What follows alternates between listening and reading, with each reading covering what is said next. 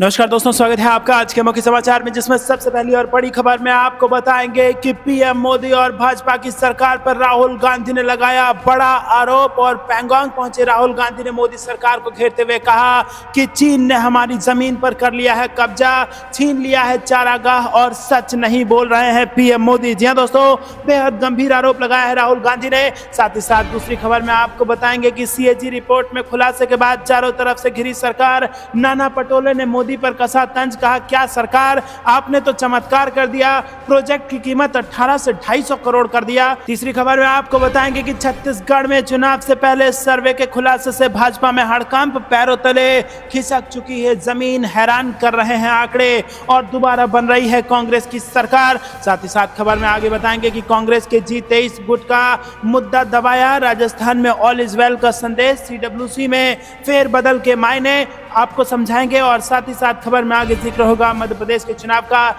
जहां पर PCC chief ने मांगा शिवराज सरकार से हिसाब, बोले 50% कमीशन राज चलाने वाली भाजपा जनता को दो हिसाब। दोस्तों, हर एक खबर की गहराई में आपको ले जाएंगे, लेकिन उससे पहले अगर आपको भी ऐसा लगता है कि 2024 के लोकसभा चुनाव में हो रहा है भाजपा का सुपड़ा साफ और कांग्रेस पार्टी बना रही है अपनी सरकार, तो वीडियो को कीजिए लाइक और चैनल को सब्सक्राइब करके बेल आइकन दबाइए और कमेंट में लिखिए जय हिंद। दोस्तों, राष्ट्रीय सुरक्षा और देश की क्षेत्रीय अखंडता से जुड़ी इस वक्त की बेहद बड़ी खबर आ रही है, जिसमें राहुल गांधी ने भाजपा पर बड़ा आरोप लगा दिया है। जी हां दोस्तों, आपको बता दें कि लद्दाख पहुंचे राहुल गांधी ने मोदी सरकार को घेरा है और कहा है कि चीन ने हमारी जमीन पर कब्जा कर लिया है और हमारे चारागाह को छीन लिया है। इतना ही नहीं, पीएम मोदी सच नहीं बोल रहे हैं, यह भी आरोप लगा दिया है राहुल गांधी ने। जी हां दोस्तों, कांग्रेस नेता राहुल गांधी ने लद्दाख में यह बड़ा बयान दिया और उन्होंने कहा कि लद्दाख के लोगों ने मुझे ये बताया है कि चीन की सेना यहां घुस चुकी है और इनकी जो ग्रेजिंग लैंड थी, यानी कि चारागाह भूमि होती थी,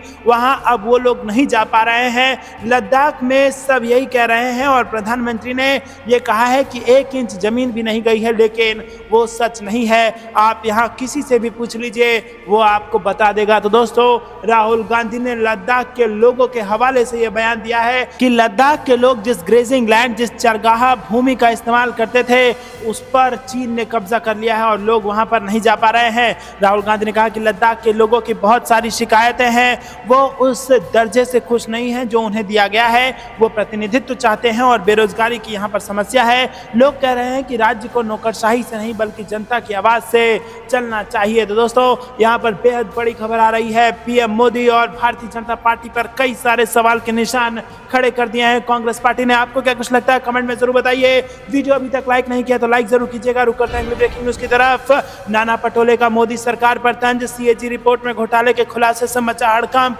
नाना पटोले ने कहा कि क्या सरकार आपने तो चमत्कार कर दिया, प्रोजेक्ट की कीमत 18 से 250 करोड़ कर दिया। जी हां दोस्तों, आपको बता दें कि महाराष्ट्र कांग्रेस प्रमुख नाना पटोले ने भ्रष्टाचार के मुद्दे पर बोलते हुए देश के प्रधानमंत्री नरेंद्र मोदी पर निशाना साधा। उन्होंने मोदी पर तंज कसते हुए कहा कि मैं ना खाऊंगा और ना खाने दूंगा। ऐसा बोलने वाले प्रधानमंत्री के देखरेख में जो भी काम चल रहा था, उन सब में भ्रष्टाचार हुआ। सिर्फ यही नहीं, मोदी जी के शासन में रोड और पुल ज्यादा बने हैं और इन सभी प्रोजेक्ट में मोदी सरकार ने अपने लोगों को खूब पैसा खिलाया है। जी हां दोस्तों, यहाँ पर इनडायरेक्टली अडानी पर हमला कर दिया है नाना पटोले ने। आपको बता दें कि कैग की रिपोर्ट का हवाला देते हुए नाना पटोले ने कहा कि पीएम मोदी जी के शासन में एक ऐसा भ्रष्टाचार हुआ है जिसमें 18 करोड़ का रोड 250 करोड़ में बनकर तैयार किया गया और ये चमत्कार प्रधानमंत्री नरेंद्र मोदी के नेतृत्व में हुआ है। जी हां दोस्तों, 18 करोड़ रुपए प्रति किलोमीटर की लागत से जो सड़क बननी थी, उसमें 250 करोड़ की लागत लगा दी गई। और सीएजी की इस रिपोर्ट में जो खुलासा हुआ है, उसका जवाब अभी तक भारतीय जनता पार्टी ने देश की जनता को नहीं दिया है और यह खुलासा सीएजी यानी कि कंट्रोलर ऑडिटर ऑफ जनरल ने किया है। आपको बता दें कि कंट्रोलर ऑडिटर जनरल को देश का गार्जियन ऑफ पब्लिक पर्स कहा जाता है, यानी कि देश के पैसा, जो लोगों का जो पैसा है, उसका गार्जियन कहा जाता है और वो सीधा सीधा राष्ट्रपति को अपनी रिपोर्ट सौंपते हैं। और यहाँ पर ये जो खुलासा हुआ है, इसने भाजपा की नींद उड़ाकर रख दी है। आपको क्या कुछ लगता है कमेंट में जरूर बताइए। वीडियो लाइक करना मत भूलेगा। रुक करते हैं ब्रेकिंग न्यूज की तरफ। बीजेपी या कांग्रेस, छत्तीसगढ़ में सर्वे के खुलासे से भाजपा में हड़कंप, पैरों तले खिसकी जमीन। जी हां दोस्तों, आपको बता दें कि छत्तीसगढ़ विधानसभा चुनाव बेहद नजदीक है और अब राज्य की जनता इन सवालों को लेकर उत्सुक है कि सत्ता की कमान किसके हाथ में जाएगी। इस बीच एक सी वोटर के सर्वे ने दावा किया है कि यहां पर फिर से कांग्रेस पार्टी की सरकार बनने वाली है। छत्तीसगढ़ की सभी 90 विधानसभा सीटों में बीजेपी, कांग्रेस और अन्य पार्टियों को कितनी सीटें मिल सकती है, इस पर जो रिपोर्ट सामने आया है उसके नतीजे अगर हम आपको बताएं दोस्तों, तो छत्तीसगढ़ की कुल 90 विधानसभा सीटों में बीजेपी को 35 से 41 सीटें मिल सकती हैं। वहीं जनता का मानना है कि कांग्रेस को यहां पर 54 सीटें मिलने वाली है। जी हां दोस्तों, 90 में से 54 सीट यानी कि बहुमत की सरकार, और दोस्तों अन्य के खाते में 0 से 3 सीटें जा सकती है। और इससे यह साफ हो रहा है कि छत्तीसगढ़ की जनता मानती है कि इस बार भी कांग्रेस की सरकार बनने का अनुमान है। तो दोस्तों आपको बता दें कि यहां पर छत्तीसगढ़ में फिर से बनने जा रही है कांग्रेस की सरकार, ऐसा दावा एबीपी न्यूज के सी वोटर के सर्वे में किया गया है। रुक करते हैं अगली ब्रेकिंग न्यूज की तरफ। कांग्रेस ने G23 गुट का मुद्दा दबाया, राजस्थान में ऑल इज वेल का दिया संदेश, सीडब्ल्यूसी में फेरबदल के कई सारे मायने। जी हां दोस्तों, कांग्रेस ने कांग्रेस वर्किंग कमेटी की नई टीम का ऐलान कर दिया है। पार्टी अध्यक्ष मल्लिकार्जुन खड़गे आखिरकार राजस्थान गतिरोध को खत्म करने में कामयाब रहे हैं। उन्होंने सचिन पायलट को सीडब्ल्यूसी में शामिल कर राजस्थान में ऑल इज वेल का संदेश दे दिया है। चूंकि राजस्थान में अगले कुछ महीनों बाद विधानसभा चुनाव है और इसके बाद सचिन का AICC महासचिव बनना तय है, पार्टी की कोशिशें हैं कि चुनावी राज्य राजस्थान में शानदार वापसी की जाए और चुनावी विश्लेषकों को चौंका दिया जाए। हालांकि ऐसा होता है तो सचिन एक बार फिर मुख्यमंत्री अशोक गहलोत को हटाकर खुद को सीएम बनाने की लामबंदी कर सकते हैं। लेकिन दोस्तों आपको बता दें कि अभी जो भी गतिरोध की संभावना चुनाव से पहले थी उन सब पर फुल स्टॉप लग चुका है। और कांग्रेस पार्टी के भीतर की एकता का सबसे बड़ा सबूत तब मिला जब राजेश पायलट पर बीजेपी ने हमला कर दिया और अशोक गहलोत ने बीजेपी को लताड़ते हुए सचिन पायलट का साथ दे दिया। जी हां दोस्तों, राजेश पायलट को लेकर के भाजपा के लोगों ने बयान दिया था कि राजेश पायलट ने मिजोरम में बम गिराए थे, जिसके बाद सचिन पायलट ने पलटवार करते हुए कहा था कि मेरे पिता ने मिजोरम में नहीं बल्कि बांग्लादेश में बम गिराए थे जब भारत पाकिस्तान का युद्ध हो रहा था। और इसके बाद गुज्जर समाज में भाजपा के प्रति एक नाराजगी देखी गई और इसी बीच अशोक गहलोत जो कि राजस्थान के मुख्यमंत्री थे, उन्होंने सचिन पायलट का साथ दिया और उन्होंने भी भाजपा को जमकर लताड़ा। तो दोस्तों भाजपा जिस प्रकार से ये प्रोजेक्ट कर रही है कि कांग्रेस पार्टी में अंदरूनी कलह हो सकती है, ऐसा कुछ नहीं है। और यहाँ पर एकता के कई सारे सबूत देखने को मिले हैं जो कि इस दावे पर मुहर लगाते हैं कि राजस्थान में कांग्रेस की सरकार रिपीट करने वाली है और राजस्थान की सियासत का रिकॉर्ड टूटने वाला है। दोस्तों रुक करते हैं अगली ब्रेकिंग न्यूज की तरफ जो कि मध्य प्रदेश से आ रही है। पीसीसी चीफ ने मांगा शिवराज सरकार से हिसाब, बोले 50% कमीशन राज चलाने वाली भाजपा जनता को दो हिसाब। जी हां दोस्तों, आपको बता दें कि मध्य प्रदेश में इस वर्ष विधानसभा चुनाव होने हैं, जिसको लेकर कांग्रेस और भाजपा दोनों ही प्रमुख दलों के नेता एक दूसरे पर हमलावर हैं। जहां कांग्रेस के द्वारा भाजपा के 18 साल के शासन पर सवाल उठाया जा रहा है, तो वहीं दूसरी तरफ भाजपा कमलनाथ की 15 महीने की सरकार को निष्क्रिय बताकर कांग्रेस पर हमलावर है। इसी घटनाक्रम को चालू रखते हुए एक बार फिर पूर्व मुख्यमंत्री और प्रदेश कांग्रेस अध्यक्ष कमलनाथ ने बीजेपी से सवाल पूछ दिए हैं और कहा है कि झूठे कामों का हिसाब देने के बजाय असली करतूतों का हिसाब दे शिवराज सरकार। जी हां दोस्तों, 50% कमीशन राज वाली भाजपा अपने हिसाब पत्र में जनता को बताए कि इन्वेस्टर समिट का क्या हिसाब किताब है, 33 लाख करोड़ की निवेश घोषणाओं का क्या हिसाब किताब है, और मध्य प्रदेश महिला अपराध में नंबर 1 कैसे हुआ, बाल अपराधों में नंबर 1 कैसे हुआ, बुजुर्ग अपराध में नंबर 2 कैसे हुआ, आदिवासी अत्याचार में नंबर 1 होने का हिसाब किताब दे भाजपा और दलित अत्याचार का भी हिसाब दे, 3.5 लाख करोड़ के कर्ज का हिसाब दे, घोटालों का हिसाब दे, 50% कमीशन का हिसाब दे, 25,000 घोषणाओं का हिसाब दे, बेरोजगारी का हिसाब दे, महंगाई का हिसाब दे, किसान के कर्जदार होने का हिसाब दे, ओबीसी के साथ अन्याय का हिसाब दे, गरीबों को अनाज न मिलने का हिसाब दे और बदहाल शिक्षा और स्वास्थ्य व्यवस्था का हिसाब दे। तो दोस्तों 15 हिसाब मांग लिए हैं भारतीय जनता पार्टी से कमलनाथ ने और इसके बाद भाजपा की मानो बोलती बंद सी हो गई है मध्य प्रदेश के विधानसभा चुनाव में। आपको क्या कुछ लगता है कमेंट में जरूर बताइए। लेकिन अगर आप भी ऐसा मानते हैं कि मध्य प्रदेश में बन रही है कांग्रेस की सरकार और अभी तक वीडियो लाइक नहीं किया है तो लाइक करके अपना समर्थन जरूर दर्ज कराइएगा। रुक करते हैं ब्रेकिंग न्यूज की तरफ। गृह मंत्रालय, रेलवे, बैंक अफसरों के खिलाफ सबसे ज्यादा भ्रष्टाचार की शिकायतें। 2022 की रिपोर्ट में सेंट्रल विजिलेंस कमीशन यानी कि CVC ने किया बड़ा दावा। जी हां दोस्तों, आपको बता दें कि केंद्रीय सतर्कता आयोग यानी कि CVC ने साल 2022 की एक रिपोर्ट जारी की है और इस वार्षिक रिपोर्ट में दावा किया गया है कि पिछले साल भ्रष्टाचार की सबसे ज्यादा शिकायतें केंद्रीय गृह मंत्रालय के कर्मचारियों के खिलाफ सफाई। उसके बाद रेलवे और बैंकों में काम करने वाले अधिकारी कर्मचारियों के खिलाफ कंप्लेन थी। रिपोर्ट में कहा गया है कि 2022 में केंद्र सरकार के विभागों और संगठनों में सभी कैटेगरी के अधिकारियों और कर्मचारियों की कुल मिलाकर 1,15,203 ऐसी शिकायतें प्राप्त हुई। इनमें से 85,437 का निपटारा कर दिया गया और 29,766 पेंडिंग चल रही है।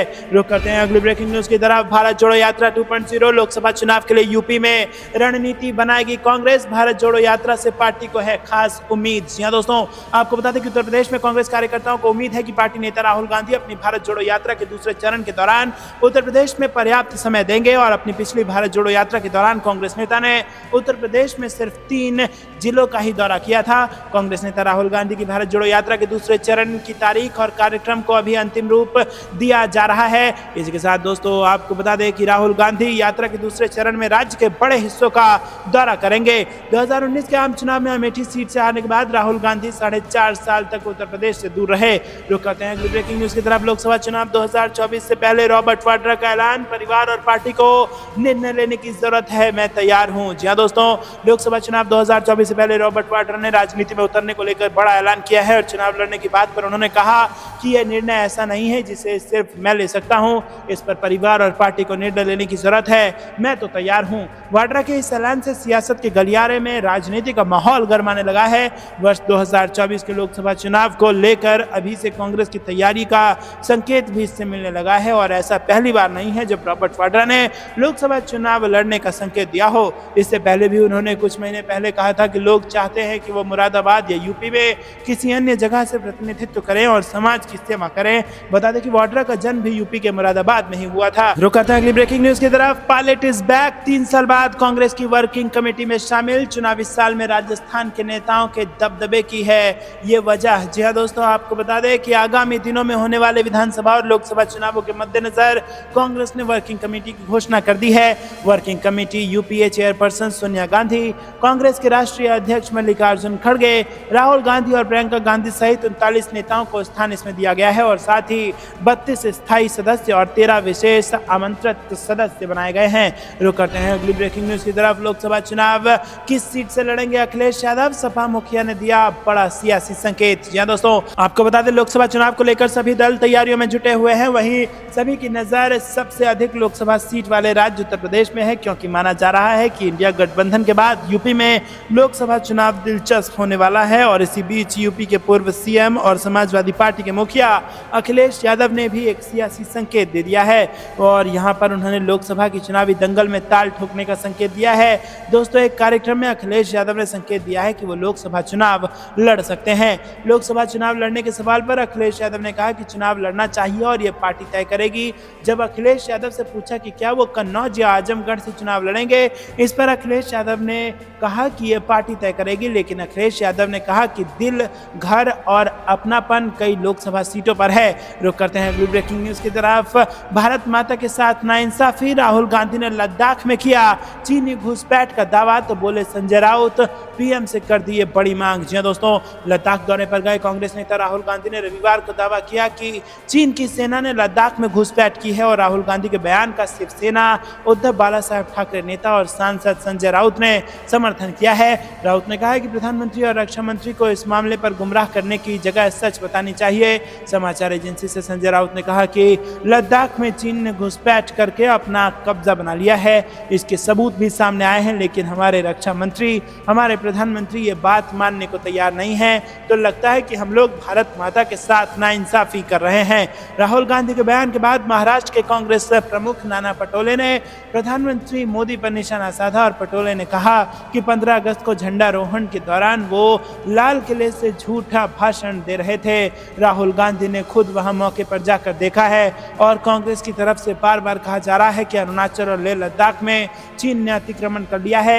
यही बात राहुल गांधी ने कही है और यह पूरी दुनिया को पता है। एनडीए के साथ नहीं, इंडिया के साथ आरएलडी का गठबंधन, बता दिया यूपी में कितने सीटों पर लड़ेंगे चुनाव। जी दोस्तों, इन दिनों काफी अटकलें लगाई जा रही थी। कहा जा रहा था कि आरएलडी एनडीए के साथ जाएगा और साल 2024 लोकसभा चुनाव में एनडीए के साथ मिलकर चुनाव लड़ेगा। इसके बाद से ही राजनीतिक गलियारों में चर्चाएं थी कि आरएलडी जल्द एनडीए को समर्थन देने का ऐलान कर सकता है, लेकिन अब सारे कयासों पर पूर्ण विराम लग गया है और यहाँ पर एलएलडी के नेता जयंत चौधरी ने बड़ा ऐलान कर दिया है।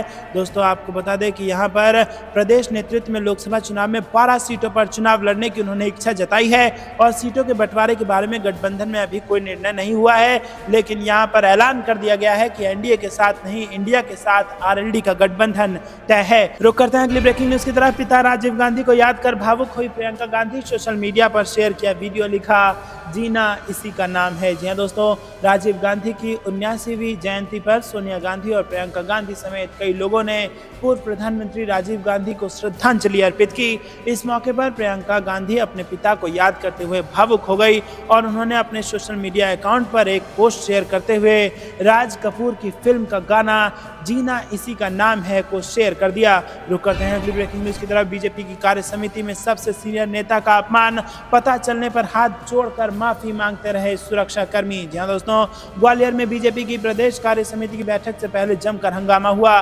बैठक में शामिल होने के लिए आए राज्य के सीनियर मंत्री गोपाल भार्गव को सुरक्षा कर्मियों ने गेट पर रोक दिया, जिसके बाद मंत्री भार्गव भड़क गए और मंत्री ने सुरक्षा कर्मियों को जमकर खड़ी खोटी सुनाई और फिर गेट से बाहर निकल गए। मंत्री गोपाल भार्गव ने कहा कि मैं अभी मुख्यमंत्री से बात करता हूं। हंगामा सुनकर बैठक में मौजूद बड़े नेता भी गेट पर पहुंचे और मामले को शांत कराया। थोड़ी देर हंगामा होने के बाद गोपाल भार्गव गेट के बाहर आ गए, जिसके बाद सुरक्षा कर्मियों ने हाथ जोड़कर माफी मांगी और उसके बाद गोपाल भार्गव बैठक में शामिल होने के लिए अंदर गए। ग्वालियर में प्रदेश कार्य समिति की बैठक हो रही है और इस बैठक में पूरे मध्य प्रदेश के बीजेपी नेता शामिल हुए हैं। रुक करते हैं अगली ब्रेकिंग न्यूज की तरफ। घोषी से भाजपा उम्मीदवार दारा सिंह चौहान पर अराजक तत्वों ने फेंकी स्याही, लगाए मुर्दाबाद के नारे। जी दोस्तों, घोसी विधानसभा चुनाव में बीजेपी के प्रत्याशी दारा सिंह चौहान पर स्याही फेंकने का मामला सामने आया है। चुनाव प्रचार के दौरान अराजक तत्वों ने चौहान पर स्याही फेंक दी और इसके बाद मौके से फरार हो गए और इस समय दारा सिंह चौहान पर स्याही फेंकी गई। उस दौरान उनके सुरक्षा कर्मी वहां मौजूद थे। उत्तर प्रदेश के घोसी में विधानसभा उपचुनाव का सियासी संग्राम चरम पर है।